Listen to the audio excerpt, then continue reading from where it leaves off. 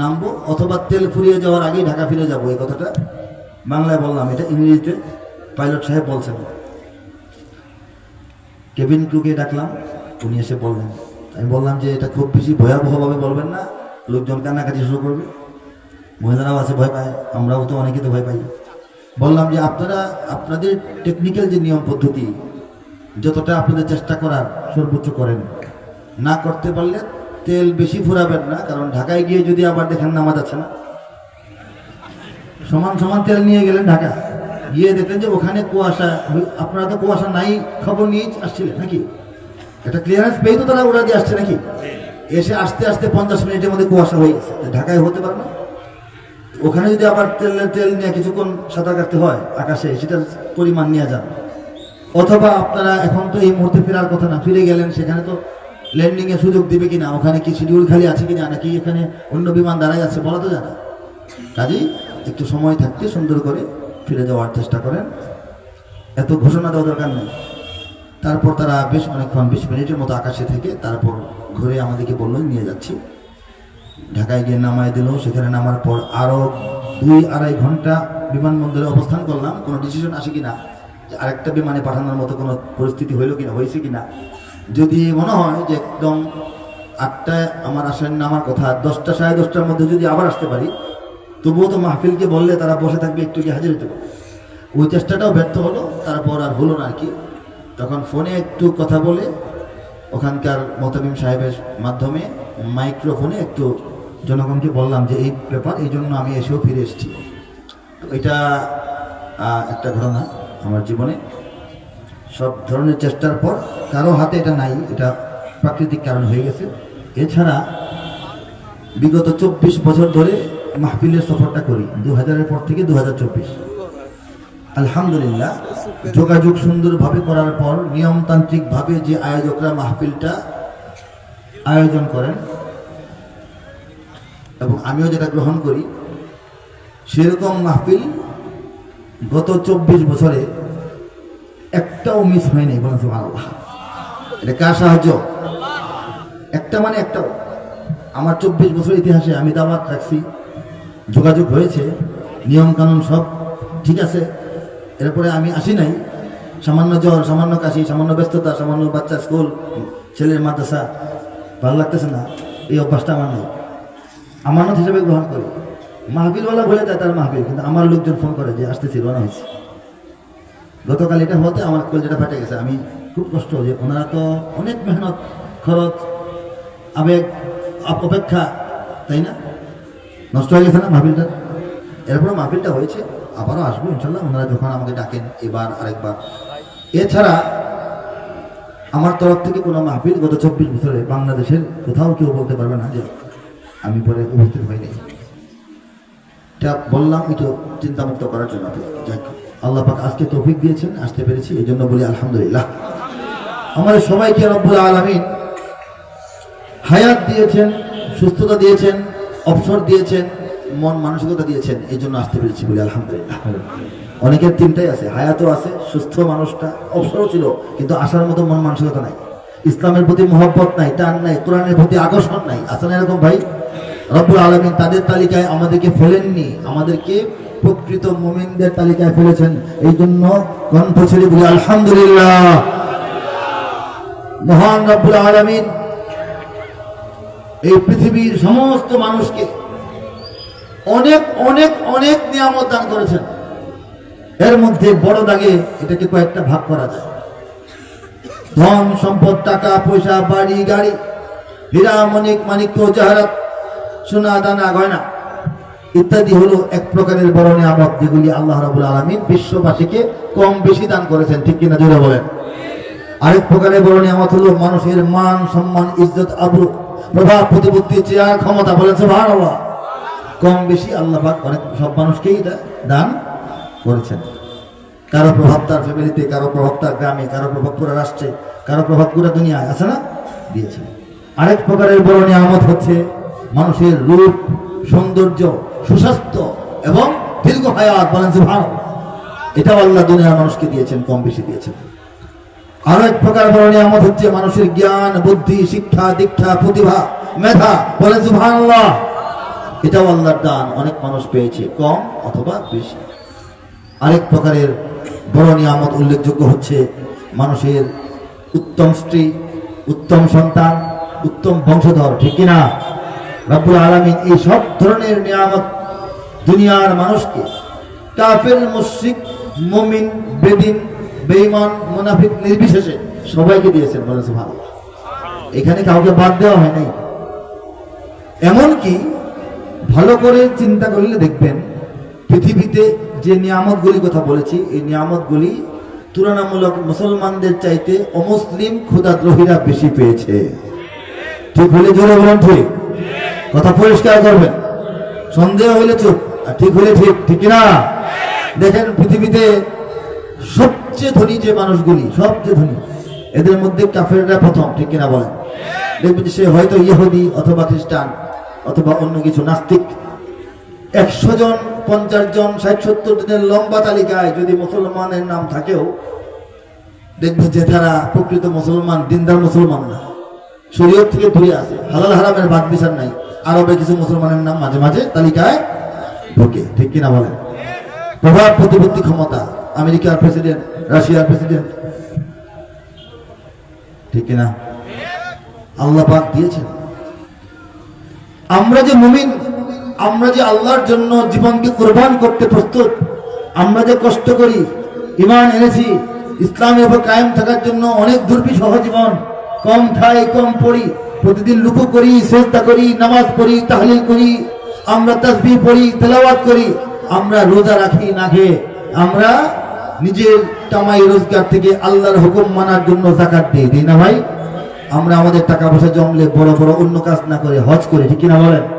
এত কিছু করার পর আল্লাহ পাক তাদেরকে বেশি দিলেন, তাহলে তো আমরা ঠকে গেলাম নাকি? কি মনে হয়? বাহ্যিক ভাবে এটাই মনে হচ্ছে আমরা আল্লাহর জন্য জীবন কুরবান, অথচ আল্লাহ আমাদেরকে কম দিলেন, ওদেরকে বেশি দিলেন। ওরা আল্লাহ দ্রোহী, আল্লাহকে মানে না, রাসূল বিরোধী, ইসলাম বিদ্বেষী, অথচ তারা দুনিয়ার সবকিছু বেশি পাইল। আসলে আল্লাহ রাব্বুল আলামিন আমাদেরকে এই সমস্ত নিয়ামতের চাইতে কোটি গুণ বড় নিয়ামত আগেই দান করে দিয়েছেন, সেটা হচ্ছে ঈমান। বলেন সুবহানাল্লাহ। ঈমানের চাইতে বড় নিয়ামত এই আসমানের নিচে জমিনের উপর আল্লাহর তরফ থেকে সৃষ্টিকুলের জন্য আর কিছু নাই। বলেন সুবহানাল্লাহ। বান্দা তার মাওলাকে চিনবে, সৃষ্টি তার স্রষ্টাকে চিনবে, চিনে শুনে বুঝে তাকে সিজদা করবে। এই যে তৌফিকটা, এই তৌফিকটাই তো না পেয়ে কত মানুষ দুনিয়ার ভিতরে যায়, ঠিক কিনা? এই ঈমান, এই ঈমান লাভ করার পর অন্যান্য নিয়ামত কম বেশি আমরা যা পাইছি তাও যদি না পেতাম, একেবারে নাই, সন্তান নাই, সম্মান নাই, টাকা পয়সা নাই, গরিব মানুষ, সালাম দেয় না, মানুষ দাওয়াত দেয় না, দাম দেয় না, মনে করেন কিছুই নাই, এরপরও আমরা বিজয়ী হতাম, ঠিক কিনা? আর সমস্ত নিয়ামত আর কোটি গুণ আমাদেরকে আল্লাহ পাক দেওয়ার পরও যদি শুধু ঈমানটা থেকে বঞ্চিত করতেন, আমরা দুনিয়াও ধ্বংস, আখিরাতও ধ্বংস। কথা সত্য তো? তাহলে কি বোঝা গেল? এই ঈমানটা কি খুব সহজ না কঠিন? সহজ না কঠিন? আল্লাহর প্রথম নবী, আল্লাহর প্রথম নিজের হাতে বানানো মানুষ হযরত আদম আলাইহিস সালামের একটা সন্তান আল্লাহ দ্রোহী, শরীয়ত পরিপন্থী হয়ে গিয়েছিল, বেঈমান হয়ে গিয়েছিল, নাফরমান হয়ে গিয়েছিল, কাবিল নাম। আপনারা জানেন না ইতিহাস? নবীর সন্তান হইলে ঈমানটা কি শিওর? নবীর সন্তান হইলে হওয়া মানে কি মুমিন হইতে পারবে, এরকম কোন শিওর আছে? হযরত নূহ আলাইহিস সালাম দীর্ঘ 950 বছর পৃথিবীর মানুষকে দাওয়াত দিতে দিতে দিতে দিতে শেষে অল্প কিছু মুমিন তৈরি হলো, যারা নাকি আল্লাহর গজবের সময় হযরত নূহ আলাইহিস সালামের সঙ্গে জাহাজের মধ্যে উঠতে পারছিল। সেই জাহাজে কি হযরত নূহ আলাইহিস সালামের একটা সন্তান কেনান উঠতে পারছিল? অথচ তার পিতা, তার জনক আল্লাহর নবী 950 বছর দাওয়াত দিয়েছেন, নিজের ঘরের সন্তানটা দাওয়াত কবুল করলো না। তাহলে কি বোঝা গেল? ঈমান খুব সহজ না কঠিন? হযরত ইব্রাহিম আলাইহিস সালাতু ওয়াস সালাম আমাদের পিতা। বলেন সুবহানাল্লাহ। বিশ্বের 200 কোটি মুসলমান, অতীত হয়ে যাওয়া হাজার হাজার কোটি মুসলমানদের চিন্তা, চেতনা, রুচি, উপলব্ধি, অনুভূতি, বিশ্বাসের যিনি পিতা, আল্লাহ বলেন মিল্লাত আবিকুম ইব্রাহিম হুয়া সাম্মাকুমুল মুসলিমিন। হে মানব মণ্ডলীর মধ্যে যারা মুমিন, শোনো, তোমাদের পিতা, তোমাদের জাতিগত পিতা হচ্ছে ইব্রাহিম। বলেন সুবহানাল্লাহ। এবং সেই ইব্রাহিম তোমাদের নাম রেখেছেন মুসলিমিন। সেই ইব্রাহিম আলাইহিস সালামের যিনি পিতা, তার কি অবস্থা? মুমিন না কাফের? মূর্তি পূজারী, মূর্তি তৈরিকারী, মূর্তি বিক্রেতা। ইব্রাহিম আলাইহিস সালামকে আগুনে নিক্ষেপ করলো যে নমরুদ, সেই নমরুদের সভাসদদের একজন। তো নবীর আব্বা হইলে মুমিন হবে, এটা শিওর শিওর। হযরত লূত আলাইহিস সালাম প্রখ্যাত আরেকজন নবী, ওনার সহধর্মিনী, ওনার জীবন সঙ্গিনী, ওনার স্ত্রী কাফেরদের সঙ্গে কাফের অবস্থায় ধ্বংস হয়ে গেছে। নবীর ওয়াইফ হইলে মুমিনা হবে, এটা শিওর। আমাদের নবী, শেষ নবী, আখির নবী, শ্রেষ্ঠ নবী, উঁচা নবী, বড় নবী, মহানবী, বিশ্ব নবী, সরওয়ারে কায়নাত, তাজদারে দো আলম, আফতাবে মদিনা, सरताज मदीना, शहंशाह मदीना, महताब मदीना, सईदुल मुरसलीन, खातमुन नबिय्यीन, हजरत मोहम्मद मुस्तफा मुर्तबा मुजतबा सल्लल्लाहु আলাইহি ওয়াসাল্লাম জন্মের আগে মাকে হারিয়েছেন, পিতাকে হারিয়েছেন। জন্মের কিছুদিন পর 6 বছর বয়সে মাকে হারিয়েছেন, 8 বছর বয়সে দাদাকে হারিয়েছেন। অসহায় শিশু লালিত পালিত হয়েছেন চাচার বাড়িতে, ঠিক কিনা জানি না সবাই ভাই। এই চাচা অত্যন্ত ভদ্রলোক, ভালো মানুষ, শ্রেষ্ঠ প্রকৃতির একটা মানুষ ছিলেন। আবু তালেব মক্কার মধ্যে নেতৃত্ব দেওয়ার মতো তার চাইতে যোগ্য লোক ছিল না। সততায়, নিষ্ঠায়, স্বচ্ছতায়, সৌন্দর্যে, জ্ঞানে, বুদ্ধিতে, আমানতদারিতে, বিচক্ষণতায়, বিচার বিশ্লেষণে, অভিজাত্যে, সৌন্দর্যে, লালিত্যে উনি একজন শ্রেষ্ঠ মানুষ। এই জন্যই মক্কার লিডার, মক্কার নেতা, আমাদের নবীর আপন চাচা, বুঝেন না? তিনি যেমন মানুষ এমনও করেছেন, এমন জীবনে করেছেন এরকমই। আল্লাহ রাসূল কি ছোটবেলা থেকে লালন পালন করে বড় করেছেন, কোলে নিয়ে বেড়াইছেন, বাজারের মধ্যে গেছেন, কথা বলেছেন, গল্প বলাইছেন। বড় হওয়ার পর শাম দেশ সফর করিয়েছেন, ব্যবসাপাতি শিখিয়েছেন। আর একটু বড় হওয়ার পর হযরত খাদিজাতুল কুবরার সঙ্গে বিয়ে শাদী করিয়েছেন। সমস্ত মক্কার কাফের মুশরিকদের অত্যাচার, হুমকি ধমকি, নিপীড়ন থেকে আল্লাহ রাসূল সাল্লাল্লাহু আলাইহি ওয়াসাল্লামকে তিনি বুক পেতে আগলে রাখার সর্বোচ্চ চেষ্টা করেছেন। মানুষটা ঘরে শুয়ে বিছানায় মৃত্যুবরণ করেছেন, নবীজি তার পাশে, অথচ তার কপালে ঈমান জোটে। ঈমান কি সহজ না কঠিন? আমাদের নবীর সাথে চোখে চোখ পড়ার পর ঈমান আনা কথা না?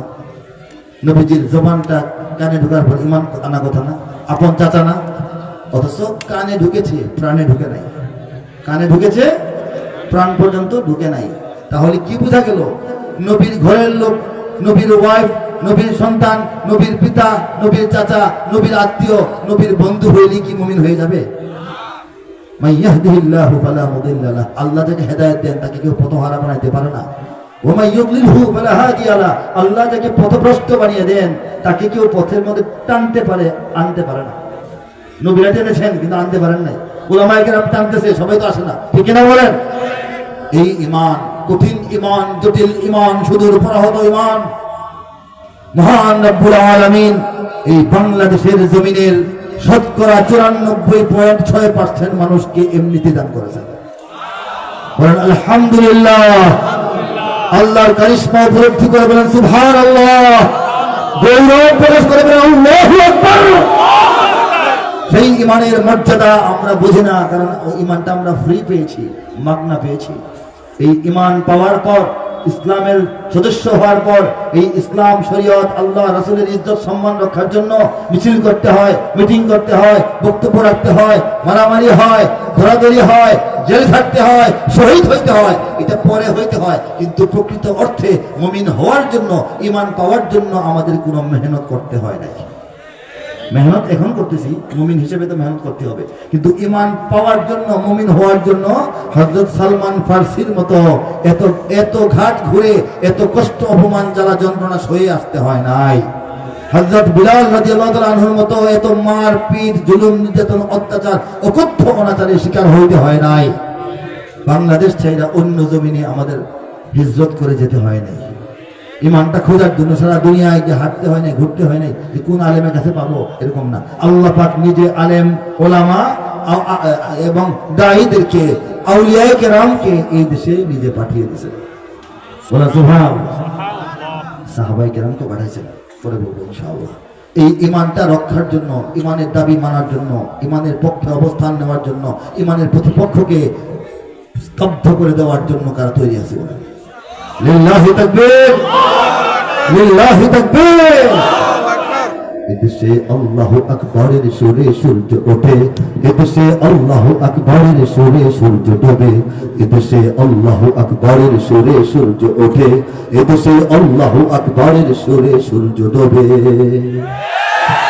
এদেশের মোল্লা মাঝি কিষান মজুর সবার ঠোঁটে শোনো রে লা ইলাহা ইল্লাল্লাহর জিকির ওঠে, এদেশের মোল্লা মাঝি কিষান মজুর সবার ঠোঁটে শোনো রে লা ইলাহা ইল্লাল্লাহর জিকির ওঠে। ইমানের তপ্ত আগুন জ্বলছে সবার বুকে বুকে, ইমানের তপ্ত আগুন জ্বলছে সবার বুকে বুকে, সে আগুন দেশ হতে দেশ দেশান্তরেও জ্বালতে হবে। এদেশে আল্লাহু আকবরের সুরে সূর্য ওঠে, এদেশে আল্লাহু আকবরের সুরে সূর্য ডোবে, এদেশে আল্লাহু আকবরের সুরে সূর্য ওঠে, এদেশে আল্লাহু আকবরের সুরে সূর্য ডোবে। ঠিক না? এদেশে প্রতিদিন সূর্য উদিত হয় ফজরের আজানে ধ্বনিতে, ঠিক কিনা বলেন? প্রতিদিন সূর্য অস্তমিত হয় মাগরিবের আজানে ধ্বনিতে, ঠিক কিনা বলেন? ইমানের তপ্ত আগুন জ্বলছে সবার বুকে বুকে, ঠিক কিনা ধরে বলেন? কার কার বুকে সে আগুনটা আসলে আছে? দাঁড়িয়ে হাত তুলে তাকবীর দিয়ে গোটা দুনিয়াকে প্রমাণ করে দেখা।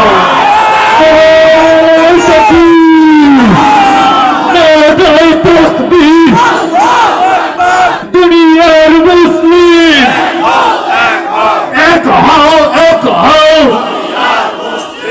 ইসলামের শত্রুরা হুঁশিয়ার সাবধান, দিল্লি না ঢাকা, দিল্লি না ঢাকা, ঢাকা ঢাকা, ইসলামের শত্রুরা হুঁশিয়ার সাবধান, নাস্তিকদের আস্থানা ভেঙে দাও, ঘুরিয়ে দাও। মাশাআল্লাহ, ইমানের তপ্ত আগুন জ্বলছে সবার বুকে বুকে। এই কথা বলে বাংলাদেশের মুসলমানরা ক্ষান্ত হয় না, তারা বলতেছে সে আগুন দেশ হতে দেশ দেশান্তরেও জ্বালতে হবে। এই যে আমাদের প্রত্যয়, এই যে আমাদের ঘোষণা, এই যে আমাদের অঙ্গীকার, এই যে আমাদের হুঙ্কার, এর সামনে আজকে দিল্লি থরথর করে যাচ্ছে, ওয়াশিংটন থরথর করে যাচ্ছে, বেইজিং থরথর করে যাচ্ছে, তেল আবিব থরথর থরথর করে যাচ্ছে।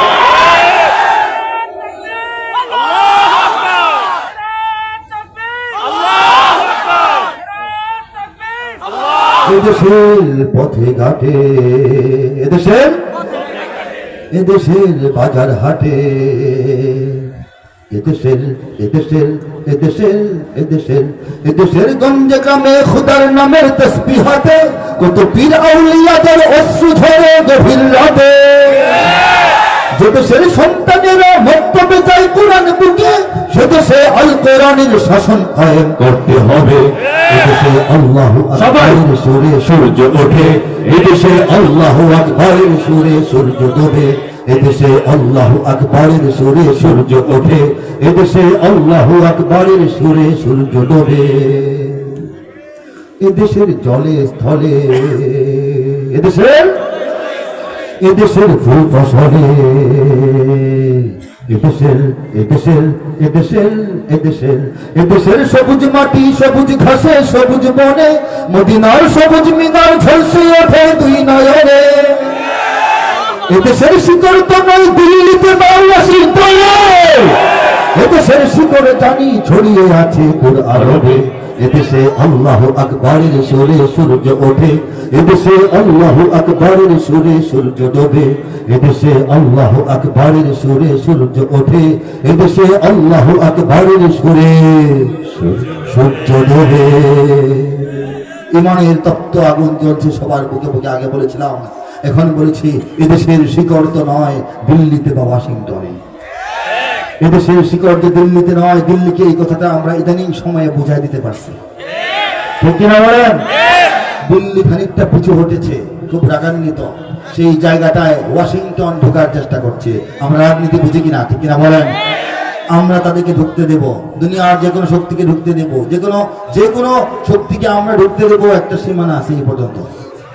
বন্ধুত্ব পর্যন্ত, আমাদের রাজনীতিকে গুছিয়ে দেওয়ার জন্য, আমাদের অর্থনীতি চাঙ্গা হওয়ার জন্য, আমাদের আশেপাশের শত্রু থেকে একটু রক্ষা পাওয়ার জন্য আমরা অনেকে সহযোগিতা নিতে পারি। কিন্তু সহযোগীরা যদি বন্ধুত্বের চরিত্র ছেড়ে দিয়ে প্রভুত্বের চরিত্র ধারণ করতে চায়, তাহলে আমরা আরেকবার নড়ে চড়ে বসবো। আমরা তাদেরকে আরেকটা সবক শিখাই দিব। সেই জন্য যদি আরেকটু আমাদের নড়াচড়া করতে হয়, আরেকটু মেহনত করতে হয়, সেটার জন্য কারা তৈরি আছি? লিল্লাহি তাকবীর, লিল্লাহি তাকবীর। এই দেশটা আল্লাহ রাব্বুল আলামিন আমাদেরকে দান করেছেন শুধুমাত্র ইসলাম প্রতিষ্ঠার জন্য, এটা কনফার্ম থাকেন।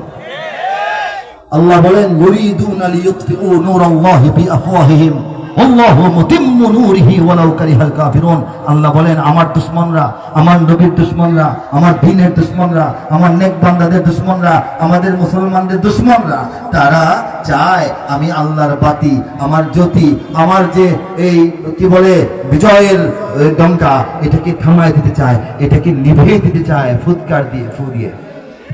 আল্লাহ বলেছেন, দুশমনরা চায় আমার বাতি, আমার জ্যোতিকে ফু দিয়ে নিভিয়ে দিতে চায়। কিন্তু আমি আল্লাহ কি চাই? হে মানুষ, তোমাদের এটা বুঝতে হবে। আল্লাহু মুতিম্মু নূরিহি, আল্লাহ বলেন যে কথা, যে আল্লাহ চান তার বাতিকে, তার নূরকে, তার আলোকে, তার জ্যোতিকে পূর্ণাঙ্গ রূপে প্রজ্বলিত করবেন। ওয়ালাউ কারিহাল কাফিরুন, আল্লাহ এই কাজটা করবেনই। এতে তাদের মন খারাপ হোক, তারা রাগ হোক, গোসা হোক, টেলিভিশনে বক বক করুক, কোনো লাভ হবে না। এটা কে বলেছেন? আয়াতের তর্জমাটা হালকা তাফসীর মিশাই করে ফেললাম। এই তাফসীর এবং এই আয়াতের তর্জমার যদি আপনি প্রমাণ চান, দলিল চান, এটা যদি কোনো আপনি উদাহরণ চান, সেটা সেই উদাহরণের উপরে আমরা বসে আছি। বাংলার জমিন বলে সুবহানাল্লাহ।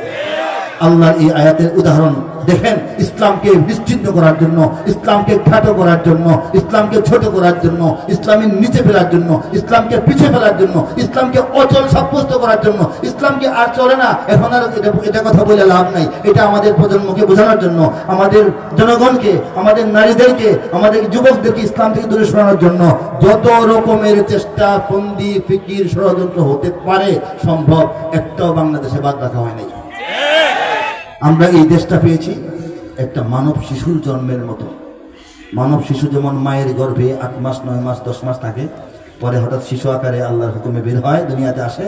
এই দেশটা 71-এর মার্চ থেকে ডিসেম্বর পর্যন্ত 9 মাসের প্রচন্ড রকমের প্রসব বেদনায় গোটা জাতিকে অস্থির করে তোলার পর বাংলাদেশ নামক শিশু রাষ্ট্রের জন্ম হয়ে গেছে। সেই শিশু রাষ্ট্র বড় হয়ে কোন স্কুলে পড়বে, কোন মাদ্রাসায় পড়বে, বড় হয়ে চোর হবে না, বাটপার হবে না, দান্দাল হবে না, আলেম হবে না, ভালো হবে না মন্দ হবে, এটা নিয়ে চিন্তা ভাবনা সারা দুনিয়া তখন করতেছিল। ঠিক আছে, আমেরিকার ইচ্ছা এটা প্রবল রকম ভাবে ডেমোক্রেসিকে অনুসরণ করবে, যেটা একদম কুফুরের পর্যায়ে চলে যায়। হ্যাঁ, মস্কোর ইচ্ছা এটা হবে সমাজতান্ত্রিক রাষ্ট্র, ভারত চায় এটা হবে ধর্মনিরপেক্ষ, পারলে হিন্দু রাষ্ট্র, তাই না? আছে না এরকম যার যা স্বপ্ন? কিন্তু আল্লাহ চান এটা হবে ইসলামী রাষ্ট্র। আল্লাহ চান কেমনে বুঝলেন? কারণ আমরা এখানে কেউ ইমানের জন্য চেষ্টা করি নাই, খরচ করি নাই, কান্নাকাটি করি নাই, আল্লাহ পাক দান করেছেন। আল্লাহ পাক ইমান ও ইসলামের সৈনিক হিসাবে এই দেশের মানুষকে গড়ে তুলছেন। এই দেশটাকে ইসলামের একটা দুর্গ হিসেবে তিনি একটা রূপ দিয়েছেন ইতিমধ্যে, বলে সুবহানাল্লাহ। এটা তার চূড়ান্ত জায়গায় না গিয়ে থামবে না। বাংলাদেশের চূড়ান্ত ঠিকানা শিশুর ঠিকানা যেমন মায়ের কোল, বাংলাদেশের ঠিকানা ইসলাম। কথা সত্য কিনা বলেন? ওই সংগ্রাম, ওই বিপ্লবের পথে আগাতে গেলে অনেক বাধা আসবে, সারা দুনিয়া বাধা দিবে, রক্ত চক্ষু রাঙাবে, কিন্তু ভয় পাওয়া চলবে না। বাংলাদেশকে হেফাজত করবেন কে? কে? বাংলার ইতিহাসে যখনই শত্রু আসে, পালাবার পথ খুঁজে পায় না। কথা ঠিক বলে জোরে আওয়াজ দেবেন। বাংলার ইতিহাসে যখনই শত্রু আসে, পালাবার পথ খুঁজে পায় না। ইংরেজ বেনিয়ারা এখানে খেয়েছে, তারা পালিয়ে গিয়েছে, পাক হয় না। বুঝে নিক আমেরিকা, বুঝে নিক ইন্ডিয়া, বুঝে নিক রাশিয়া ও চায়না। বুঝে নিক আমেরিকা, বুঝে নিক ইন্ডিয়া, বুঝে নিক রাশিয়া ও চায়না। মুমিনের এই মাটি, ইমানের এই ঘাটি কিছুতেই কেড়ে নেওয়া যায় না। মুমিনের এই মাটি, ইমানের এই ঘাটি কিছুতেই কেড়ে নেওয়া যায় না, যায় না, না না। মুমিনের এই মাটি, ইমানের এই ঘাটি কিছুতেই কেড়ে নেওয়া যায় না। সাহাবায়ে কেরামের আগমনে এই দেশ হাজারো বছর আগে ধন্য, ওলিদের মেহনতে গড়ে ওঠা এ জমিন কোটি কোটি মুমিনের জন্য, কোটি কোটি মুমিনের জন্য, কোটি কোটি মুমিনের জন্য। এ মাটির ভাজে ভাজে শহীদের খুন আছে, এ জমিন কখনো শুকায় না। এ মাটির ভাজে ভাজে শহীদের খুন আছে, এ জমিন কখনো শুকায় না, এ জমিন কখনো শুকায় না। মুমিনের এই মাটি ইমানের এই ঘাটি কিছুতেই কেড়ে নেওয়া যায় না, যায় না, না না। মুমিনের এই মাটি ইমানের এই ঘাটি কিছুতেই কেড়ে নেওয়া যায় না। এখানে বখতিয়ার 17 ঘোর সাওয়ার নিয়ে তোলে কালেমার পতাকা, এখানে শাহজালাল শাহ মখদুম খানজাহানের দুর্গ গড়ে রাখা, ওলিদের দুর্গ গড়ে রাখা, ওলিদের দুর্গ গড়ে রাখা, ঠিক না? এখানে উচ্চশীর শরীয়ত তিতুমির মরে তবু মাথা তো ঝুঁকায় না। এখানে উচ্চশীর শরীয়ত তিতুমির মরে তবু মাথা তো ঝুঁকায় না, মরে তবু মাথা তো ঝুঁকায় না। মুমিনের এই মাটি ইমানের এই ঘাটি কিছুতেই কেড়ে নেওয়া যায় না, যায় না, না না। মুমিনের এই মাটি ইমানের এই ঘাটি কিছুতেই কেড়ে নেওয়া যায় না। এখানে উচ্চশীর শরীয়ত তিতুমির মরে শাহাদাতকে গ্রহণ করে, কবুল করে, কিন্তু মাথা নয় না। দেখেন নাই প্রাক্তন পুলিশ সদস্য প্রাক্তন মন্ত্রীকে দেখাচ্ছিল, স্যার গুলি করলে একটাই মরে, বাকিটি যায় না। বাকিটি যাবে না তো, এরা তো হাজী শরীয়তুল্লাহ এবং তিতুমিরের উত্তরসূরি। তারা গুলি করলে মারলে আরেকজন মরার জন্য হাজির হবে, তারা রাস্তা ছেড়েও যাবে না, তারা কোনো কর্মসূচি প্রত্যাহার করে নাই, করবে না, ঠিক কিনা?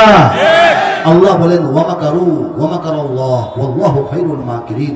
আল্লাহ বলেন আমার দুশমনরা সব ধরনের ষড়যন্ত্র চক্রান্ত কুটচাল কৌশল করতে থাকে, আমি আল্লাহ আমার পরিকল্পনা ঠিক করে রাখি। আমি আল্লাহ আমার যে কৌশল সেটাকে আমি অ্যাপ্লাই করি জায়গা মতো, সময় মতো, ঠিক না? আল্লাহু খায়রুল মাকিরিন। আল্লাহ নিজেই বলেছেন তোমাদের আল্লাহ সর্বশ্রেষ্ঠ পরিকল্পনাকারী, বলেন সুবহানাল্লাহ। এতে আমাদের সন্দেহ আছে? দেখেন তাদের পরিকল্পনা ছিল বাংলাদেশের তরুণদেরকে যুবকদেরকে নষ্ট বানায় ফেলা, ভ্রষ্ট বানায় ফেলা। এই জন্য বই হাত থেকে কেড়ে নিয়ে সব পড়াশোনা এখন মোবাইলে, ঠিক না বলেন? ধর্ম বইয়ের পৃষ্ঠার মধ্যে অন্য ছবি ঢুকে যায়, ঠিক কিনা বলেন? এরপরে ইন্টারনেট চালু করে দিয়ে অনলাইনে অনেক কিছু ঢুকাই দিয়া আমাদের সন্তানদেরকে ওয়াইফাই এর জালে আবদ্ধ করে একদম দেশের চিন্তা, দিনের চিন্তা, মানুষের চিন্তা, মুক্তির চিন্তা সবকিছু থেকে দূরে সরে একদম একটা ফালতু একটা জাতি, এটা একটা প্রজন্ম বানানোর চেষ্টা করা হয়েছিল, ঠিক কিনা বলেন? দেখেন এর দোহাই দিয়া, এই করোনার দোহাই দিয়া শিক্ষা ব্যবস্থার কি লন্ডভন্ড অবস্থা বাংলাদেশে হয়েছে। এগুলি তাদের ষড়যন্ত্র ছিল, কিন্তু আল্লাহর পরিকল্পনা কি ছিল? সময় মতো এই তরুণরাই রাস্তায় নামবে, আওয়াজ তুলবে, বুক পেতে দিবে, ঠিক কিনা? সেটা কিন্তু হয়েছে। তাদের পরিকল্পনা অনেক কিছু ছিল, আমি আস্তে আস্তে বলবো। এখানে লক্ষ প্রাণ আকাশেতে আজান, জমিনে লুটায় কোটি কোটি শির। এখানে লক্ষ প্রাণ আকাশেতে আজান, জমিনে লুটায় কোটি কোটি শির। এখানে হাওয়ার আগে হাজারো কণ্ঠে জাগে, দিকে দিকে নারায়ে তাকবীর, দিকে দিকে নারায়ে তাকবীর, ঠিক না? লক্ষ লক্ষ মসজিদ থেকে লক্ষ লক্ষ মুয়াজ্জিন এখানে, মানে এই বাংলাদেশে প্রতিদিন 5 বার আল্লাহু আকবার ধরে আকাশে বাতাসে ছড়িয়ে দেয়। সেই আওয়াজ শুনে কোটি কোটি কপাল, কোটি কোটি শির, কোটি কোটি মস্তক এই বাংলাদেশের জমিনটার পবিত্র ধুলাবালির মধ্যে আল্লাহর সামনে সিজদায় লুটিয়ে পড়ে। কোন জমিনে অহংকার করে, গর্ব করে, আনন্দের সঙ্গে দেখান? এই জমিনে দেখান না কেন? বসে আছেন কেন? দেখান আমাদের জমিনে, বলেন সুবহানাল্লাহ। 20 কোটি মুসলমান, সারা পৃথিবীতে 200 কোটি মুসলমান, 10%, 10 ভাগের 1 ভাগ বাংলাদেশে, বলেন সুবহানাল্লাহ। দেশে কি দুনিয়াতে কি মুসলিমদের 10টা নাকি? আমরা তো ভাগে আরো কম পাওয়ার কথা ছিল। 57টা মুসলিম দেশ তো কমিটি সমিতিভুক্ত হয়ে আছে, ওআইসি নামে আছে না? আরো মুসলমান তো অনেক মুসলিম দেশে মুসলমান আছে না? সেই হিসাবে বাংলাদেশে তো অনেক বেশি আল্লাহ দিয়েছেন। শতকরা 10%, 10 ভাগের 1 ভাগ মুসলমানটাই অল্প জায়গায়, এই সাগর পাড়ের দেশ, এই বন জঙ্গলের দেশ, এই পোকামাকড়ের দেশ, এই গরিব মানুষের দেশ, এই চাষাভুষা অধিকাংশ অশিক্ষিত মানুষের দেশটাকে আল্লাহ রাব্বুল আলামিন নিজে এত মহব্বত, এত ভালোবাসা, এত মায়া, এত দয়া, এত আদর, এত সোহাগ, এত দরদ করেন যে আল্লাহ পাক ঈমান দিয়া এই দেশটাকে ভরপুর করে দিয়েছেন। যে ঈমান নবীর চাচা পায় নাই, নবীর আব্বা পায় নাই, নবীর ওয়াইফ পায় নাই, নবীর সন্তান পায় নাই, ভাই বেরাদর পায় নাই, আল্লাহ আমাদেরকে দিয়া দিয়েছেন কি? আমাদেরকে ধ্বংস করার জন্য, শাস্তি দেওয়ার জন্য, দুজকে নেওয়ার জন্য, ব্যর্থ করে দেওয়ার জন্য, মুশরিকদের সামনে লাঞ্ছিত করার জন্য, এই দেশের জমিন মুশরিকরা নিয়ে যাবে এটার জন্য। আল্লাহ জানেন কেন করেছেন? রিজার্ভ ফোর্স হিসাবে 20 কোটি মুসলমানকে আল্লাহ এই দেশে তৈরি করতেছেন। সারা দুনিয়ায় যখন আখেরি লড়াই শুরু হয়ে যাবে, একদিকে হক, একদিকে বাতিল, একদিকে ঈমান, একদিকে কুফর, একদিকে শিরক, আর একদিকে তাওহীদের লড়াই, সেই লড়াইয়ে বাংলাদেশের যুবকেরা, বাংলাদেশের তরুণেরা, বাংলাদেশের নারী পুরুষ সমস্ত মুসলমানেরা তাদের যার যার সীমাবদ্ধতার ভিতর থেকে, তাদের শরীয়ী নিয়ম কানুনের ভিতর থেকে ইসলামের জন্য জীবন কুরবান করে দেবে। ঠিক না? ওই দিন সামনে আসতেছে। এখানে গ্রাম শহরে কি হয়? গ্রাম শহরে বলবো প্রস্তুত, ঘরে ঘরে। কারা প্রস্তুত? আমরা। কারা? এখানে গ্রাম শহরে প্রস্তুত, ঘরে ঘরে আল্লাহর সেনারা ঘুমায় না। এখানে গ্রাম শহরে প্রস্তুত, ঘরে ঘরে আল্লাহর সেনারা ঘুমায় না। আল্লাহর সেনারা ঘুমায় না। মুমিনের এই মাটি, ঈমানের এই ঘাটি কিছুতেই কেড়ে নেওয়া যায় না, যায় না। মুমিনের এই মাটি, ঈমানের এই ঘাটি কিছুতেই কেড়ে নেওয়া যায় না। বুঝে নিক আমেরিকা, বুঝে নিক ইন্ডিয়া, বুঝে নিক রাশিয়া ও চায়না, মুমিনের এই মাটি, ঈমানের এই ঘাটি কিছুতেই কেড়ে নেওয়া যায় না, যায় না। মুমিনের এই মাটি, ঈমানের এই ঘাটি কিছুতেই কেড়ে নেওয়া যায় না। চেষ্টা চলছে। বাংলাদেশ জন্মগ্রহণ করার পর থেকে আজ পর্যন্ত প্রায় 53 বছর, তো নাকি 54 হতে চলছে। এই যে 53-54 বছরের বয়স বাংলাদেশে, এই ইতিহাসটা দেখেন না। শত শত হাজার হাজার নামে বেনামে, জানা অজানা, চেনা অচেনা, লিস্টেড আনলিস্টেড এনজিও গ্রামে গঞ্জে প্রত্যন্ত জায়গায় কাজ করতেছে গোপনে গোপনে। ঠিক না বলেন?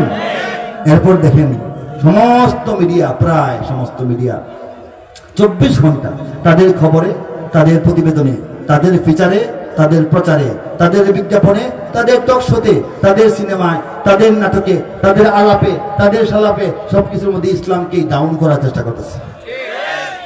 বড় বড় চেয়ারে বসা মহাপরিচালক পর্যায়ের কি বলে VC, DG, pro VC, proctor, dean, অমুক ইনস্টিটিউশনের মহাপরিচালক, অমুক ফাউন্ডেশনের মহাপরিচালক, এই জাতীয় যারা, তারা অমুক একাডেমি, নাট্যকলা, শিল্পকলা, তারা এতটা বছর ধরে ইসলামকে ডাউন দেওয়ার চেষ্টা করতেছে। তাদের লেখায়, তাদের কথায়, তাদের ছড়ায়, তাদের গল্পে, তাদের প্রবন্ধে, তাদের নিবন্ধে, তাদের গ্রন্থে, তাদের গ্রন্থমেলায়, তাদের বক্তৃতায়, তাদের লেকচারে, তাদের টক শোতে খালি একটাই কথা, মোল্লাদের বিরুদ্ধে, মৌলানাদের বিরুদ্ধে, মাদ্রাসা কমাও, মসজিদ থামাও। তো কিনা বলে এটা সব কিছু যা বললাম এগুলো হচ্ছে ওয়ামাকারু। ওই আয়াতটা এইটুকুর তো দিমাগ, ওয়ামাকারু, এই সবগুলি মিললে হচ্ছে ওয়ামাকারু। আর ওয়ামাকার আল্লাহ হইল, তারা বলে থামাও, আল্লাহ বলে চালাও। তারা বলে কমাও, আল্লাহ বলে বাড়াও। মসজিদ কমে না বাড়ে? মাদ্রাসা কমতেছে না বাড়তেছে? আলেম কমতেছে না বাড়তেছে? হাফেজ কমতেছে না বাড়তেছে? 7টা গ্রাম মিলে আগে একটা মুফতি পাওয়া যায় নাই। বাংলাদেশে এমন অঞ্চল আছে 7টা মুফতি একটা গ্রামে। আল্লাহ দান করছে, সুবহানাল্লাহ। শুধুমাত্র কি বলে ইসলামের খেদমতে না, গোটা বিশ্বের মুসলমানদের উম্মার ইসলামের নেতৃত্বেও আল্লাহ রাব্বুল আলামিন বাংলাদেশকে কবুল করতেছেন। বলেন সুবহানাল্লাহ। সারা দুনিয়ায় দাওয়াত ও তাবলীগের যে কাজ হয়, এটা সবচেয়ে বড় সমাবেশটা বাংলাদেশের রাজধানীর বুক চিরে বয়ে যাওয়া তুরাগ নদীর পারে হয়।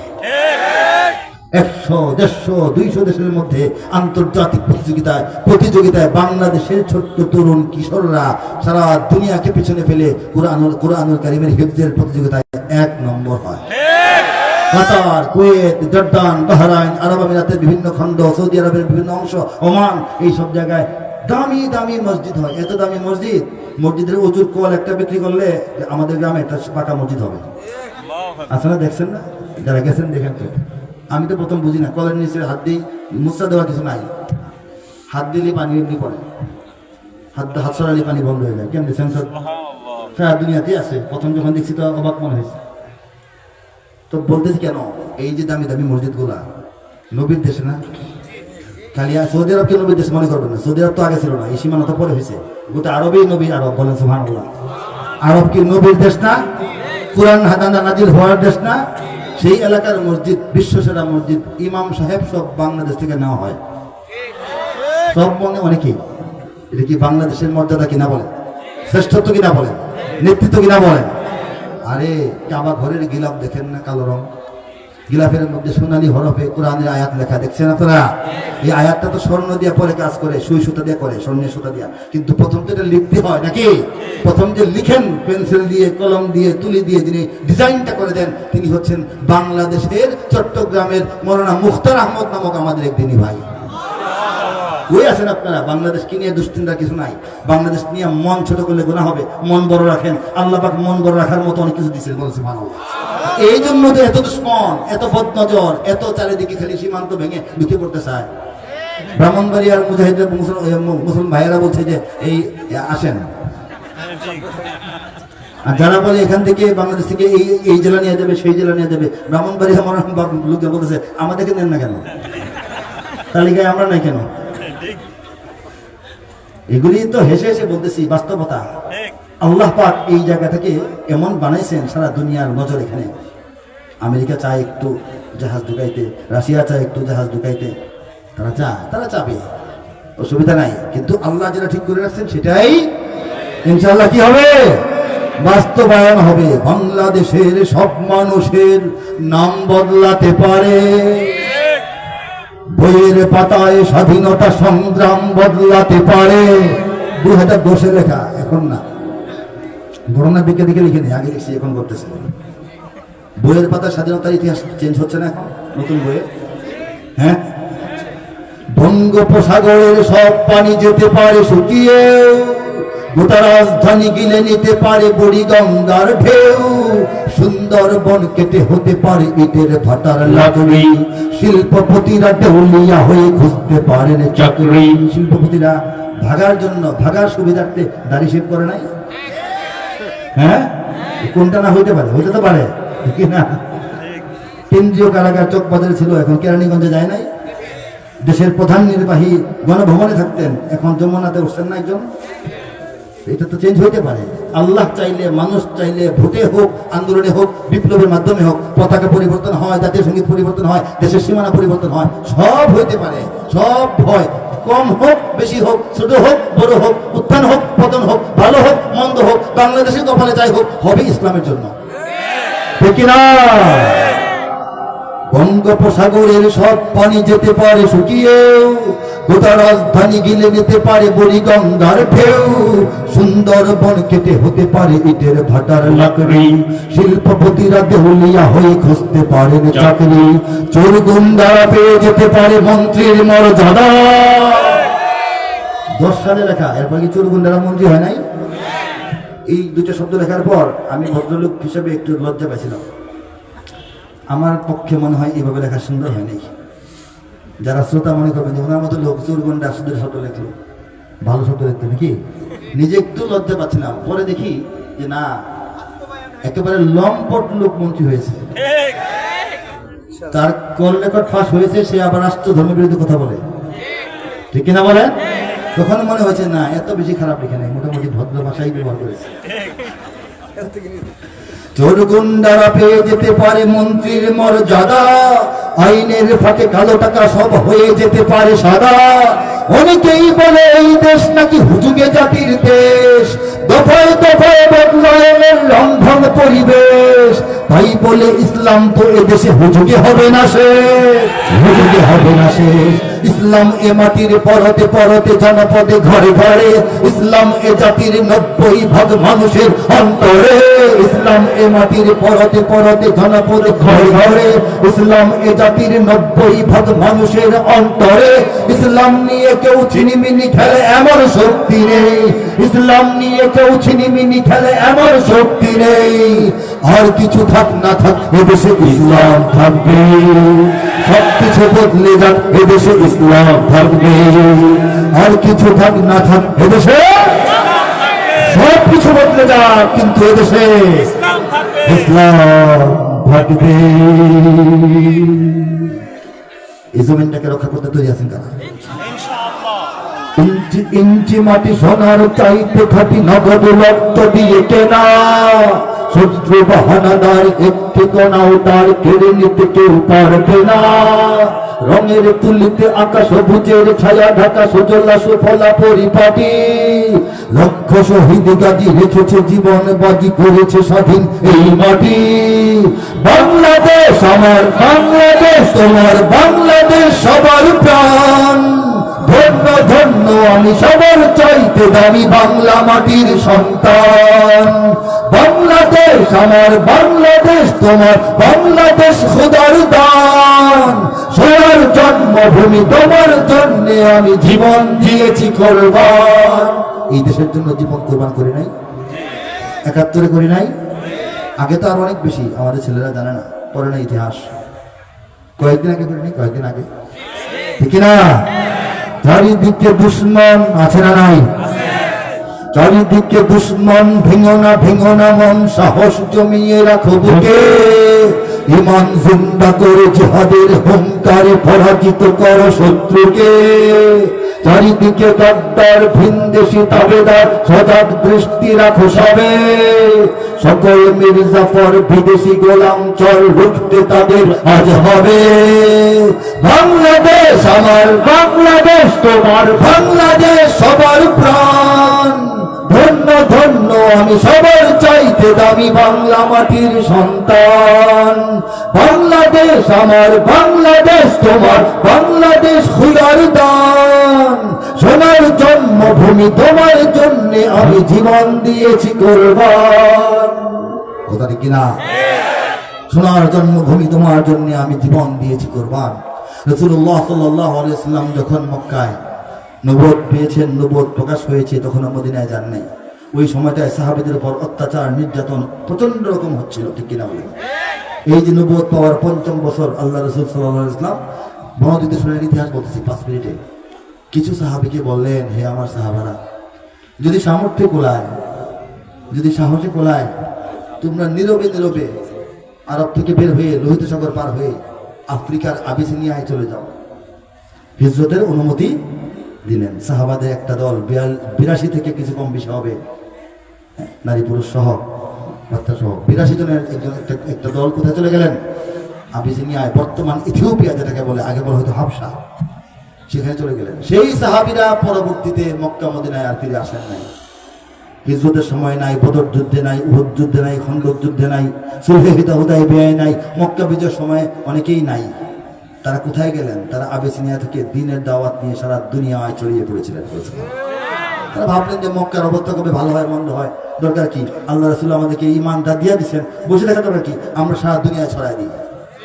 সেই সাহাবীদের মধ্যে হযরত সাদ ইবনে আবি ওয়াক্কাস রাদিয়াল্লাহু তাআলা আনহুর আব্বা হযরত আবু ওয়াক্কাস ওয়াহিব ইবনে মালিক রাদিয়াল্লাহু তাআলা আনহু, তার নেতৃত্বে 4 থেকে 8 জন সাহাবীর একটা গ্রুপ জাহাজ ভর্তি করে ব্যবসার মালামাল নিয়ে আবিসিনিয়া থেকে অন্তর্বর্তী ঈমান নিয়ে আরব সাগর, ভারত সাগর পাড়ি দিয়ে চট্টগ্রাম দিয়ে বাংলাদেশে প্রবেশ করেছিলেন 618 খ্রিস্টাব্দে। এখন 2024, 622 খ্রিস্টাব্দে বদর যুদ্ধ হয়। এর 1.5 বছর আগে নবীজি মক্কা থেকে মদিনায় যান। এরও 2.5 বছর আগে নবী তখনও মক্কায়, অথচ সাহাবায়ে কেরাম ইসলামটা নবীর কাছ থেকে নিয়ে বাংলাদেশে ঢুকে গেছে। জোরে বলবেন না সুবহানাল্লাহ? নবীজি তখনও মক্কায়, তখনও মদিনাবাসী নবীর কাছে আসে আর বলে যে হুজুর, মক্কা তো আপনাকে শান্তি দিবে না, চলে আসেন মদিনায়, আমরা তৈরি আপনার জন্য, মদিনা আপনার জন্য প্রস্তুত। আল্লাহ নবী বলেন, রাখো মিয়া, বুঝে লই, তোমরা যাও, নাও সঙ্গে দুজন সাহাবী দিয়ে দিলাম শিক্ষক, তাদেরকে নিয়ে যাও, তারা তোমাদেরকে দিন শিখাবে, শরীয়ত শিখাবে, আরো কিছু মানুষ ইসলাম গ্রহণ করবে। পরিবেশ পাওয়ার পর আমি কেমনি আসবো না আসবো চিন্তা ভাবনা করি। এই পরামর্শ চলতেছিল, ইতিহাসে আছে। আকাবায়ে উলা, আকাবায়ে সানি, এগুলি হচ্ছে কাবা থেকে কাছাকাছি মিনার দিকে, এই মিটিং গুলো হচ্ছে। নবী দিকে মক্কা থেকে মদিনায় নেওয়ার মিটিং টিটিং চলতেছে। এই সময়টার মধ্যেই মদিনা নবী যেখানে যান নাই, মদিনা নবীকে পায় নাই, তালা আল বাদু আলাইনা গায় নাই, তখনও মসজিদে কুবা হয় নাই, মসজিদে নববীর অস্তিত্ব আসে নাই, বদর যুদ্ধ তো আরো পরে, এর আরো বহু আগেই নবীজি তখন আসমানের নিচে জিন্দা, এবং মক্কায় এই অবস্থায় বাংলাদেশ ইসলাম পেয়ে গেছে সাহাবীদের হাতে। এই সাহাবীরা মালয়েশিয়া, ইন্দোনেশিয়া হয়ে চীন পর্যন্ত তাদের বাণিজ্যিক সফরে যেতেন। চীনে সাহাবীদের খবর আছে, ক্যান্টন বন্দর, সমুদ্র বন্দরে 4 জন সাহাবীর খবর আছে। কেউ যদি ব্যবসার জন্য ঘুরতে যান দেখে আসবেন। বাংলাদেশে এসছেন 1.5 বছর টানা, সর্বোচ্চ বারে বারে আসতেন, একবার 1.5 বছর টানা ছিলেন। চট্টগ্রাম থেকে সমুদ্র উপকূল ধরে ধরে একদম ইয়েতে আমাদের সুন্দরবনের উপকূল পর্যন্ত, খুলনা পর্যন্ত লেগেছে। তাহলে কি বোঝা গেল? বাংলাদেশে ইসলামকে ধাক্কা মারলে পড়ে যাবে, ফু দিলে উড়ে যাবে। ঘরোয়া, আন্তর্জাতিক, দেশীয়, বিদেশি চক্রান্ত হলে ইসলাম নিঃশেষ হয়ে যাবে? ইসলাম নিঃশেষ হবে না ইনশাআল্লাহ, ঠিক কিনা? পাশাপাশি আমাদের আরেকটা কথা মনে রাখতে হবে, সারা দুনিয়ার মুসলমানরা কিন্তু আমাদের ভাই। বাংলাদেশ নিয়ে একটু বেশি বলি কেন? পৃথিবীতে এমন একটা মুসলিম দেশ, যে মুসলিম দেশের চতুর্দিকে আরেকটা মুসলিম দেশের সীমান্ত নাই। দুনিয়াতে তো আরো মুসলিম দেশ আছে, কিন্তু কানাকানি করা, সলা পরামর্শ করা, একটু সালাম কালাম করা, দুঃখটা বলার, সুখ ভাগ করে নেওয়ার মতো আরেকটা প্রতিবেশী দেশ থাকে, ঝগড়াও হয়, মিলও হয়। আমরা এমন এক দেশ, যে দেশের চতুর্দিকে 1 ইঞ্চি পরিমাণ আরেকটা কানাকানি করার মতো মুসলিম দেশ নাই। কাজেই এই দেশের মুক্ত পতাকা, এদেশের আকাশ, এদেশের বাতাস, এদেশের মানচিত্র নিয়ে আমাদের লিখতে হয়, গাইতে হয়, বলতে হয়, বেশি বেশি প্রচার করতে হয়, তরুণদেরকে উদ্বুদ্ধ করতে হয়। অনেক সময় আলেম সমাজ বুঝেন না, মনে করেন আসাবিয়ত শুরু হয়ে গেছে। আসাবিয়ত না, মাস আল্লাহ সব জায়গায় একরকম না। আমাদের সীমানা চোখের কি হয়েছে? চোখের সমস্যা, আঙ্গুল কেটে নিয়ে গেছে ডাকাতে, চোখের সমস্যা কি? আমাকে এটা বোঝান। এটা আপনি যা বুঝাবেন ইসলামটাও তাই। বলেন সুবহানাল্লাহ। আজকে ইরাক ধ্বংস হলে আমরা ধ্বংস হয়ে যাই, আরাকান আক্রান্ত হলে আমরা কষ্ট পাই। আজকে এই ফিলিস্তিনে যদি শিশু হত্যা হয়, মনে হয় আমরা আমাদের শিশুকে হারালাম, ঠিক কিনা বলেন? এই ভ্রাতৃত্ববোধ, এই জাগরণ হচ্ছে মুসলিম জাতীয়তাবাদ। বলেন সুবহানাল্লাহ। ভাষায় আমরা বাঙালি, মানচিত্রের পরিচয়ে আমরা বাংলাদেশি, বিশ্বাসের পরিচয়ে আমরা মুসলমান। বাংলাদেশের মুসলিম, আমি বাঙালি মুসলমান, কমপ্লিট পরিচয়, ঠিক না? হে যুবক, তুমি বাঙালি হও কিংবা ইন্ডিয়ান, কিংবা জার্মান, জাপানি, কিংবা চাইনিজ, রাশিয়ান, স্প্যানিশ, ড্যানিশ, ফরাসি, কিংবা ব্রিটিশ, আমেরিকান, আরবি, আজমি, ইরানি, তুরানি, তুর্কি বা আফগান, মুসলমান, মুসলমান তুমি তো মুসলমান। সবাই মুসলমান, মুসলমান তুমি তো মুসলমান। তুমি সাদা হও কিবা কালো হও, দেখো রক্ত তোমার লাল, সুখী হও কিবা দুঃখী হও, দেখো ইমান নির্ভেজাল। কাছে রাও কিবা দূরে রাও, তবু কাবাই তোমার ঘর, স্লোগানে তোমার কেঁপে ওঠে আজ পৃথিবীটা থরথর। মৃত্যু তোমায় জানায় সালাম, দূরে থাকে শয়তান। মুসলমান, মুসলমান তুমি তো মুসলমান, ঠিক না? আরেকটা শোনাই।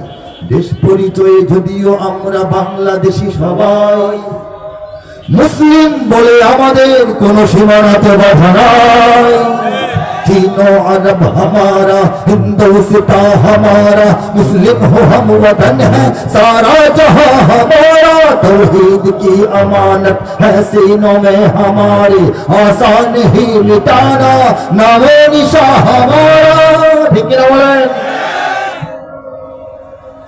बाधा भयहीन मुक्त স্বাধীন আমরা মুসলমান, যেখানেই আছে একটি মুমিন সেখানে হবে আযান। আল্লাহর দেওয়া ফরমান শত আমাদের কুরআন, মুসলিম মোরা মানুষের দয়া মানি না কোনো বিধান, অত্যাচারীর খোলা তলোয়ার কোন হুঁশিয়ারি কোন হুঙ্কার, অত্যাচারীর খোলা তলোয়ার কোন হুঁশিয়ারি কোন হুঙ্কার, রক্ত চক্ষু ফাঁসির রজ্জু মোরা নাহি ভয় পাই, মোরা নাহি ভয় পাই, মোরা নাহি ভয় পাই।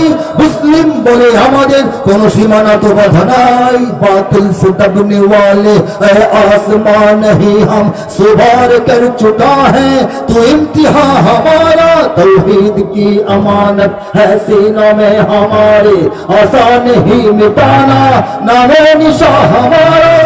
তৌহিদের আমানত, একত্ববাদের শক্তি, একত্ববাদের পাওয়ার আমাদের অন্তরে অন্তরে আল্লাহ পাক গঠিত রঞ্জিত রেখেছেন। আমাদের নাম নিশানা মিটিয়ে দেওয়ার চক্রান্ত না দেশে না বিদেশে না আন্তর্জাতিক পর্যায়ে না এই দেশের জমিনে সম্ভব হওয়ার কোনো সম্ভাবনা নাই, ঠিক কিনা? লিল্লাহি তাকবীর, লিল্লাহি তাকবীর। বাংলাদেশকে তার গন্তব্যে পৌঁছাতে হবে, ঠিক কিনা বলেন? মাছ যেমন পানির মধ্যে স্বাধীন থাকে, মুক্ত থাকে, খুশি থাকে, সুস্থ থাকে এবং দীর্ঘ হায়াত লাভ করে, পানি থেকে উঠায় ডাঙ্গায় রাখবে, ছটফট করতে করতে মরে যাবে, শুটকি হয়ে যাবে, শুকিয়ে যাবে, কাউয়া চিল ছিঁড়ে ফিরে নিয়ে যাবে, ঠিক কিনা বলেন?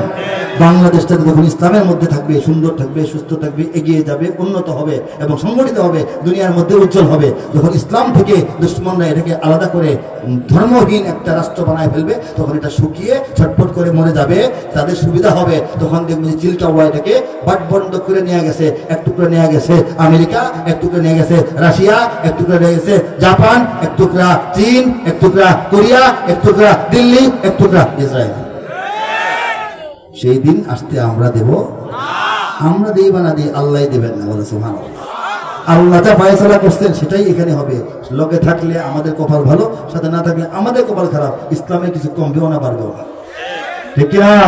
পৃথিবীর ইতিহাসে ইসলাম দুনিয়াতে আসার পর থেকে এক সেকেন্ডের জন্য ইসলাম থমকে দাঁড়ায় নাই, পিছনে হাঁটে নাই। তাহলে হুজুর সারা দুনিয়ায় যে মুসলমানদের অবস্থা খারাপ, এটা মুসলমানদের অবস্থা খারাপ, ইসলামের না। ইসলামের অবস্থা খারাপ আর মুসলমানদের অবস্থা খারাপ এক জিনিস না। মুসলমানদের অবস্থা আল্লাহ পরীক্ষা দিয়া ভালোবেসেও পরীক্ষা দেন, অনেক সময় শাস্তি দেন, কুফুরের গোলামি করার জন্য দেন, তাগুতের গোলামি করার জন্য দেন, অসৎ হয়ে যাওয়ার জন্য দেন। মুসলমান নামে কিন্তু কামে মুসলমান না, এই জন্য আল্লাহ শাস্তি দেন, সেটা ভিন্ন কথা। কিন্তু ইসলামের কোনো পতন হওয়ার জন্য ইসলাম দুনিয়াতে আসে নাই। ইসলাম পতন হওয়ার জন্য আসে নাই, ছোট হওয়ার জন্য আসে নাই, বড় হওয়ার জন্য আসছে। সেই ইসলামকে যদি বাংলাদেশ ধারণ করতে পারে তাহলে বাংলাদেশও ছোট হবে না, প্রয়োজনে বড় হবে, ঠিক কিনা? সেই ভয়ে তো সবাই কাঁপে, ঠিক কিনা? আমি আরো কিছু অল্প দু একটা লাইন শোনাবো। এর আগে আমার হাতে একটি গ্রন্থ, এটার সঙ্গে এই এলাকার মুসলমান ভাইদের পরিচয় করে দিচ্ছি। গ্রন্থটির নাম হচ্ছে আল কোরআনের কাব্যানুবাদ। পবিত্র কুরআনুল কারীমের শুরু থেকে শেষ পর্যন্ত ৬,০০০-এর অধিক আয়াত, ১১৪টা ছোট বড় সূরার অনুবাদ, কবিতায় অনুবাদ, বলেন সুবহানাল্লাহ। কোরআন নাজিল হওয়ার পর থেকে আজ পর্যন্ত প্রায় ১,৫০০ বছর, কিন্তু কোরআন লেখা হয়েছে আরো আগে। বাল হুয়া কুরআনুম মাজিদুম ফি লাওহিম মাহফুজ। আল্লাহ বলেন সৃষ্টির কাজ শুরু করার আরো ৫০,০০০ বছর আগে কোরআন আল্লাহ লিখে রাখছেন। কিন্তু বিশ্ববাসীর জন্য কোরআন যাদের জন্য তৈরি করা হয়েছে, সেই তাদের জন্য, সেই মানব মণ্ডলীর জন্য কোরআন প্রেসক্রিপশন আকারে স্লিপের মতো আসা শুরু করছে হেরা গুহা থেকে। আস্তে আস্তে স্লিপগুলি জমা হয়, এই কোরআন আমাদের হাতে আসে। সুবহানাল্লাহ। এই কোরআনের অনেক তর্জমা, অনেক তাফসীর, অনেক দেশে, অনেক ভাষায় অনেক মানুষ করেছেন, বলেন আলহামদুলিল্লাহ। কিন্তু কাব্যিক অনুবাদ, কবিতার ছন্দে অনুবাদ, কোরআনের তাৎপর্য ঠিক রেখে আল্লাহর কালামটাকে কবিতার মধ্যে আনা, এই কাজটা বিরল, দুরূহ, কঠিন, সুদূর প্রসারী, অচিন্তনীয়, অকল্পনীয়, অসম্ভব প্রায়। অতীতে কেউ করার সাহস চেষ্টা করেন নাই, আমিও সাহস চেষ্টা করি নাই, আমি তো তাদের চেয়ে বেশি সাহসী না। কিন্তু যে জিনিসটা কেউ সাহস করে না, আল্লাহ চাইলে হওয়া সম্ভব। আল্লাহ চেয়েছেন বলে হয়েছে, বলেন সুবহানাল্লাহ। রব্বুল আলামিন তার এই নগণ্য বান্দার হাতে পরিপূর্ণ কোরআনের বাংলা ভাষায় কাব্যিক তর্জমার কাজ শেষ করে গেছে। এই কাজটা করতে গেলে কি কি লাগবে, কেন এত দুঃসাধ্য, কারণটা কি? এটা প্রথম, এটা কাব্য মান সঠিক থাকতে হবে, সাহিত্য মান সঠিক থাকতে হবে, ভাষার মান সঠিক থাকতে হবে, নাহর কায়দা, সরফের কায়দা, বালাগাত, ফাসাহাত মোটামুটি গ্রহণযোগ্য পর্যায়ে থাকতে হবে। এটা আল্লাহর কালাম, সাধারণ আরবির মতো নয়। এর গুরুত্ব, এর মুহূর্ত, এর বরত্ব, এর তাৎপর্য, এর গভীরতা, এর বিস্তৃতি, এর উচ্চতা, এর মর্যাদা, এর আভিজাত্য, এর লালিত্য, এর সৌন্দর্য রক্ষা করতে হবে। শুরু থেকে শেষ পর্যন্ত ধারাবাহিক হইতে হবে। প্রত্যেকটা আয়াতের আলাদা আলাদা উজ্জ্বল উজ্জ্বল ঝকঝকে ঝলঝলে তর্জমা আলাদাভাবে হতে হবে। আন্দাজ করলাম, যেটা বুঝলাম লিখলাম তাহলে হবে না। আন্দাজে নয়, আল্লাহকে বুঝাইছেন সেটাই লিখতে হবে। কবিতার ভিতরে আনার জন্য লম্বা করলাম খাটো করলাম হবে না, পরিবর্তন করে ফেললাম হবে না, সব ঠিকঠাক লিখে করতে হবে। এই জন্য কঠিন, ঠিক না ভাই? আর যদি হাত খোলা থাকে বাংলা তর্জমা লেখো, যত লম্বা ইচ্ছা লিখলাম সমস্যা নেই, কবিতা তো এটা না। এই জন্য আল্লাহর হুকুম ছাড়া সম্ভব না। আল্লাহর হুকুমে কাজটা হয়েছে। এক পৃষ্ঠা শুনবেন না? শুনবেন না? মাঠ তো একটু গরম হয়েছে নাকি? গরম হয়েছে না? কুয়াশা দূর হবে না। এটা বিমানের ভিতরে যদি কিছু হইতো তাহলে কুয়াশা হয়তো কমতো ওই দিন নাকি? যাই হোক, শোনাচ্ছি সূরা আর-রহমান থেকে শোনাচ্ছি এই জন্য যে আওয়াম আমাদের সাধারণ মুসলমান ভাইরা এই সূরাটাকে ভালোবাসেন, চিনেন, জানেন, এক নামে ডাকেন। আমাদের মা বোনরাও চিনেন, তর্জমাটাও আন্দাজ করতে পারেন। আউযু বিল্লাহি মিনাশ শাইতানির রাজীম। বিসমিল্লাহির রহমানির রহিম। বিতাড়িত শয়তান থেকে চাই আল্লাহর আশ্রয়। বিতাড়িত শয়তান থেকে চাই আল্লাহর আশ্রয়। আল্লাহর নামে যিনি দয়াবান পরম করুণাময়। তর্জমা তেলাওয়াত করছি আর রহমানের শেষ পৃষ্ঠা। كأنهن الياقوت والمرجان فبأي آلاء ربكما تكذبان هل جزاء الإحسان إلا الإحسان فبأي آلاء ربكما تكذبان ومن دونهما جنتان فبأي آلاء ربكما تكذبان তেলাওয়াত দীর্ঘায়িত করলাম না, তর্জমায় চলে যাচ্ছি। ইয়াকুত আর মারজান অর্থ হচ্ছে পদ্মরাগ এবং প্রবাল। পদ্মরাগ ও প্রবালের মতো উহারা দীপ্যমান। আল্লাহ জান্নাতের জুলমানদের কথা বলেছেন, এরা সুন্দর ঝকমক করবে। পদ্মরাগ ও প্রবালের মতো উহারা দীপ্যমান, তবে তোমাদের প্রতিপালকের মানিবে না কোন দান। ফাবিআইয়ি আলাই রাব্বিকুমা তুকাযযিবান। মানে তবে, তবুও, তথাপি, তদুপরি, এত সত্ত্বেও, তারপরেও তোমরা তোমাদের রবের মালিকের প্রতিপালকের কোন দান কোন নিয়ামতকে অস্বীকার করবে, মানবে না বলো তো? আল্লাহ এটা বলেছেন, সুবহানাল্লাহ। উত্তম কাজে উত্তম ছাড়া কিবা হবে প্রতিদান, তবে তোমাদের প্রতিপালকের মানিবে না কোন দান। এ দুটি ছাড়াও সেখানে রয়েছে আরো দুটি উদ্যান, তবে তোমাদের প্রতিপালকের মানিবে না কোন দান।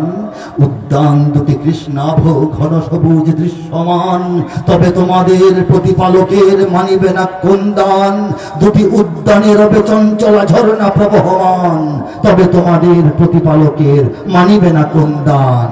তাতে ফলমূল খেজুর আনার থাকিবে বিদ্যমান। ওলামায়ে কেরাম শুনতেছেন, বুঝতেছেন। ফিহিমা ফাকিহাতুন ওয়া নাখলুন ওয়া রুম্মান ফাবিআইয়ি আলাই রাব্বিকুমা তুকাযযিবান। তবে তোমাদের প্রতিপালকের মানিবে না কোন দান। সুশীলা রূপসী রমণী কুলের সেখানে অবস্থান, তবে তোমাদের প্রতিপালকের মানিবে না কোন দান। আর সে হুরেরা স্বর্গ তাবুতে রবে অপেক্ষমান, তবে তোমাদের প্রতিপালকের মানিবে না কোন দান। তাহাদের আগে না ছুঁয়েছে জিন, না ছুঁয়েছে ইনসান, লাম ইয়াকমিসহুন্না ইনসুন ক্বাবলাহুম ওয়ালা জান। তবে তোমাদের প্রতিপালকের মানিবে না কোন দান। সবুজ ও সুন্দর গালিচায় বসিবে দিয়ে হেলান, তবে তোমাদের প্রতিপালকের মানিবে না কোন দান। সর্বশেষ আয়াত, তাবারাকাসমু রাব্বিকা যিল জালালি ওয়াল ইকরাম। আল্লাহর দয়ায়, আল্লাহর মায়ায়, আল্লাহর ইশারায়, আল্লাহর করুণায়, আল্লাহর সাহায্যে যে তর্জমাটা হয়েছে সেটা হচ্ছে, কত সুমহান হে নবী তোমার রবের নামের শান। কত সুমহান হে নবী তোমার রবের নামের শান। মহান অনুভব গৌরবময় তিনি মহামহিয়ান। ঠিক এই তালে, এই মিলে, এই স্টাইলে, এই ডিজাইনে, এই মাপে, এই ছন্দে, এই অন্ত মিলে আল্লাহ রাব্বুল আলামিন কুরআনের 6000-এর অধিক আয়াত শুরু থেকে শেষ পর্যন্ত, জটিল আয়াত, কঠিন আয়াত, ছোট আয়াত, বড় আয়াত, সবগুলি তর্জমা একটা সৌন্দর্যে আল্লাহ মিলাই দিয়েছেন। এই কাজটা করতে আল্লাহ সময় লাগাইছেন মাত্র 240 দিন। এতে প্রমাণ হয় এটা আমার যে কিছু নয়, এটা আল্লাহর দান, কোরআনের মর্যাদা। ঠিক কিনা বলেন? আল্লাহ পাক কবুল করুন, আল্লাহ পাক সবার জন্য কল্যাণের ফয়সালা করুন। কোরআন থেকে যারা দূরে সরে আছে, কোরআন বিদ্বেষী, তাদের হেদায়েতের জন্য সামান্য ওসিলা অন্তত বানান। যারা সংগ্রহ করতে আগ্রহ, প্রস্তুতি এবং আজকে আসে, গাড়ি থেকে কিছু কপি নিয়ে যাবেন, অল্প কিছু কপি আছে। সারা বাংলাদেশে অনলাইন অফলাইন 1200 টাকা নির্দিষ্ট দাম প্রকাশক বসাই দিয়েছেন, কিন্তু মাহফিল থেকে যারা নেন তারা 1000 টাকা দিয়ে নিয়ে যেতে পারেন। এটা আমার তরফ থেকে, লেখকের 200 টাকা বাদ দিয়া। সুতরাং আপনারা যদি চান আজকে সংগ্রহ করতে পারবেন। আলহামদুলিল্লাহ, অনেক কথা বললাম, আপনারা রাগ করছেন নি? এখন দেখেন, পছন্দের পার্থক্য থাকতে পারে। তরুণরা চায় সঙ্গীত বেশি হোক, কবিতা বেশি হোক, যারা মুরব্বীরা চান একটু আলোচনা হোক। একজন আলেম হিসেবে শুধু কবিতা না, উনি বলেছেন ছোটখাটো একজন আলেম, এই হিসাবে এখন যদি শুধুই তাফসীর করতাম 2 ঘন্টা তাফসীর হইতো, শুধু সুন্নাহর উপর বলতাম হইতো, শুধু সাহাবায়ে কেরাম আজমাইনের জীবনের উপর বলতাম হইতো, যদি সিরাতুন নবীর আলোকপাত করতাম 2 ঘন্টা একটা বয়ান হইতো। মাসাইল বললো 2 ঘন্টা, ফাজাইল বললো 2 ঘন্টা, ইসলামের ইতিহাস ঐতিহ্য বললে 2 ঘন্টা বয়ান হইতো। কিন্তু আমাকে যে জন্যে আনা হয়, যা শোনার জন্য, যা শোনে, যা আন্দাজ করে, তার উপর বলতে আমারও ভালো লাগে, আমি সেটার উপর বললাম। আমাদের অস্তিত্ব, আমাদের আত্মপরিচয়, আমাদের অতীত, আমাদের বর্তমান, আমাদের ভবিষ্যৎ, আমাদের দোস্ত, আমাদের দুশ্মন, বাংলাদেশ নিয়ে আল্লাহর পরিকল্পনা, আমরা যে ঈমান পেয়ে ধন্য হয়েছি, যে ঈমান অনেকে পায় না, সেই ঈমানকে হেফাজত করার জন্য আমাদের দায়িত্ববোধ, এই সম্পর্কে কিছু কথাবার্তা বললাম। আল্লাহ পাক কবুল করুন। দেশ রক্ষার জন্য, জাতি রক্ষার জন্য, উম্মাহ রক্ষার জন্য, কোরআন রক্ষার জন্য, ইসলাম রক্ষার জন্য যদি যুদ্ধ করতে হয়, তাড়াতাড়ি আছে, হাত তুলে দেখান। যদি আমার দেশের সীমানা বন্ধু মুছে দিতে কেউ চায়, যদি আমার মাটির ধন সম্পদ লুটে নিতে কেউ চায়, যদি আমার সাগরে, আমার পাহাড়ে ফেরায় লোভের চোখ, আমি প্রতিবাদে জ্বলে উঠবই, তবে যা হবার তাই হোক। এই শান্ত সবুজ পতাকায় যদি পড়ে শকুনের থাবা, এই সুপ্ত বারুদ জাতি নিয়ে ফেলে খেলে যদি কেউ দাবা, কোটি মানুষের প্রাণের কুটিরে আগ্রাসনের হাত যদি কেউ বাড়ায়, তবে আবার যুদ্ধ হবে, আবার যুদ্ধ হবে, আবার যুদ্ধ হবে, আবার যুদ্ধ হবে, আবার যুদ্ধ হবে, আবার যুদ্ধ হবে, আবার যুদ্ধ হবে, আবার যুদ্ধ হবে। আল্লাহ সবাইকে তৌফিক দান করুন, ইসলামকে অনুভব করার তৌফিক দান করুন, ঈমানের মর্যাদা বোঝার তৌফিক দান করুন, দিনী দায়িত্ব পালন করার তৌফিক দান করুন। আল্লাহ আমাদের নিরাপদ রাখুন, হেফাজত করুন, সমস্ত নেক চিন্তা, নেক আমল কিন্তু আল্লাহ কবুল করুন, সহজ করুন। وآخر دعوانا أن الحمد لله رب العالمين والصلاة والسلام على سيد المرسلين। আসসালামু আলাইকুম ওয়া রাহমাতুল্লাহি ওয়া বারাকাতুহু। সকলে অনুরোধ করতেছে, জঙ্গি নিয়ে ভঙ্গি করার সময় এখন শেষ। জঙ্গি নিয়ে ভঙ্গি করার সময় এবার শেষ। সত্যিকারের জঙ্গি কোথায় দেখছে বাংলাদেশ? আরে ও দেশের মানুষ হইছিনি হুশ পাইছনি ভাইদের, জঙ্গি বলে আর ডেকো না মোল্লা মনসুরে। মাদ্রাসাতে জঙ্গি থাকে এই কথা ঠিক নয়, কলেজ বিশ্ববিদ্যালয়েও জঙ্গি এখন হয়। জঙ্গিবাদের ভয় দেখিয়ে ভিনদেশিরা খেলে, জঙ্গিবাদের ভয় দেখিয়ে ভিনদেশিরা খেলে, একদিকে নয় সব দিকে তাই চোখটা রেখো মেলে। জঙ্গি মারো, জঙ্গি ধরো, জঙ্গি ভরো জেলে, নিজের ঘরে খুঁজে দেখো জঙ্গি তোমার ছেলে। আল্লাহ, আসসালামু আলাইকুম ওয়া রাহমাতুল্লাহি ওয়া বারাকাতুহু।